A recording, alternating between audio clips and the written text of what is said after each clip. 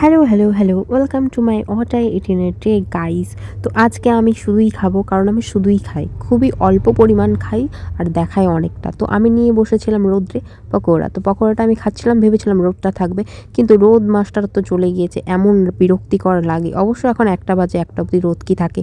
তো যাই হোক ঘুমের থেকে উঠে সবার ফার্স্টে খেয়েছিলাম পকোড়া। আর এইতোগুলো নিয়ে বসেছি কিন্তু খেয়েছি ৩টে মাত্র। আমার এইটুকু পেটে আমি কত খাবো গাইস? তোমাদের যতটা আমি দেখাই ততটা আমি একদমই খাই না। আমি অনেকটাই কম খাই।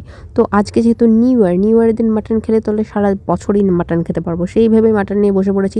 আর আমি ভেবেছিলাম একটা অ্যাস্থেটিক ভিডিও করব যাতে সুন্দর একদম ফুড ব্লগারদের মতন সরি আমি একটু তুতলা মানে যাতে ভিডিওটা সুন্দর লাগে, কিন্তু আমি কিছুতেই পারছি না। তো যাই হোক বুক খুব খিদে পেয়ে গেছে, অত সুন্দর করে ভিডিও করে লাভ নেই, তাড়াতাড়ি চটপট খেয়ে নিই। তারপরে ভেবেছিলাম একটু চিকেন কষা দিয়ে ভাতটা খাবো কারণ আমাদের মাটন চিকেন সব রান্না হয়েছে আজকে।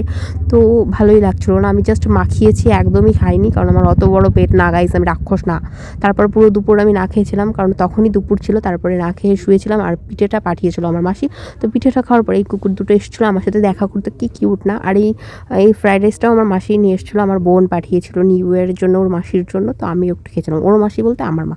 আর মিষ্টিটা জাস্ট ভেঙে দেখিয়েছি, আমি একদমই খাইনি, মিষ্টি আমার পছন্দ না। আর এটা হচ্ছে পরের দিন আমি খেয়েছিলাম ঘুগনি আর কেকগুলো সত্যি আমি 3টে একসাথে একাই খেয়ে নিয়েছি কারণ কেক আমার ভীষণ favourite. Cake, chips, cold drinks তারপরে এইসব উল্টোপাল্টা চকলেট আমার ভীষণ ভালো লাগে খেতে। কিন্তু এই ভাত, বিরিয়ানি এইসব আমি পরিমাণে খুবই কম খাই। চিকেন খুবই কম খাই, একদমই বেশি খাই না।